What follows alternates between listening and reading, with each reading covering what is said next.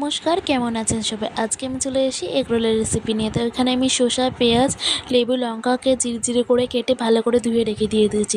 তবে মাকে বলেছিলাম আটাটা একটু মেখে দিতে, মা আটাটা মেখে দিয়েছে। তারপর এখানে গোল গোল করে লেচিগুলো কেটে নিয়ে নিয়েছি। এদিকে লেচিটা কাটা হয়ে যাওয়ার পরে এদিকে আমি গ্যাসটা জ্বালিয়ে দিয়েছি। গ্যাসটা জ্বালিয়ে দেওয়ার পর ফ্যানটা বসিয়ে দিয়েছি। ফ্যানটা বসিয়ে দেওয়ার পরে এদিকে আমি ডিমটাকে ভালো করে ফেটিয়ে নিচ্ছি, কারণ ডিমটাকে আগে থেকে ফেটিয়ে রাখলে একটু রান্না করতে সুবিধা হয়। তো এদিকে যে লিচিগুলো কেটেছিলাম ওগুলোকে ভেজে নিয়েছি। দুপিঠ একটু ভালো করে লাল লাল করে ভেজে নেওয়ার পরে যে ডিমটা ফাটিয়ে পাশে রেখেছিলাম সেটাকেই দিয়ে দেওয়ার পরে ভালো করে এদিক ডিমের এই পিঠ ও পিঠটা একটু ভালো করে ভেজে নিয়েছি।